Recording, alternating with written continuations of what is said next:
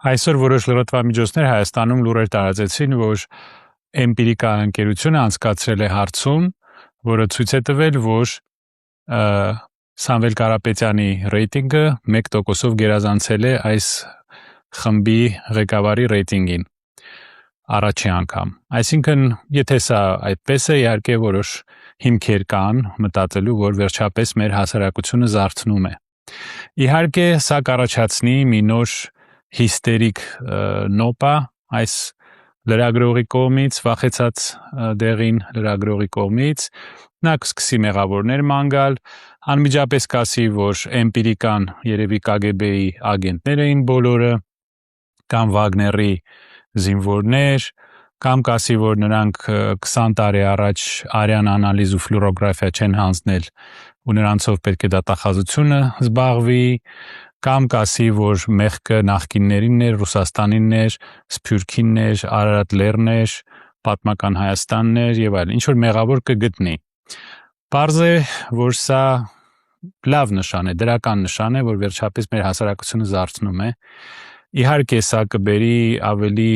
դաժան տերորի բոլոր հանդիմադիրների դեմ, լրագրողների դեմ, բանտարկություններ կլինեն, կփակեն ինչ-որ լրատվամիջոցներ, իրենց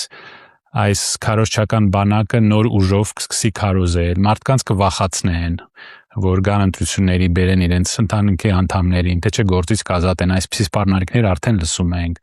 ցուցակներ կկազմվեն եւ այլն, գիտեք։ Եվրոպայից էլի օգնություն կխնդրեն, փող կբերեն, որ կեղծեն այս ընտրությունները։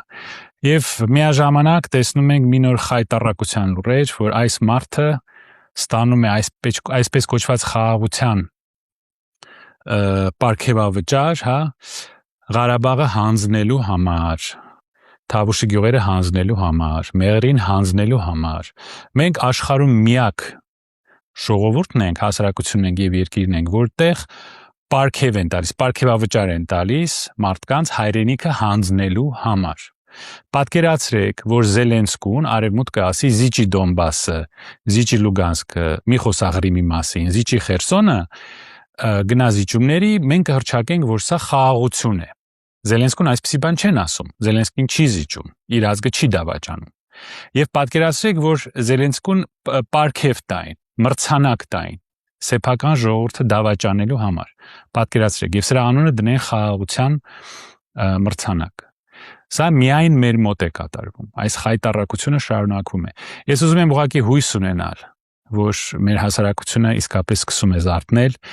այս դժբախտությունը մենք կարողանանք կանխել եւ սա փաստորեն, ինչպես իմ շատ լավ գործընկերը ասեց, սա լինելու է մեր սարդարապետը այս տարվա ընտրությունները։ Եվ մենք պետք է տեսնենք ով է հաղթելու դավաճան թուրքահպատակ այս ռեժիմի անդամները, որոնք մեզ անընդհատ տանում են նոր պարտություններ եւ խայտառակությանը, թե մենք կարողանանք փրկել մեր հանրապետությունը, մեր Հայաստանը։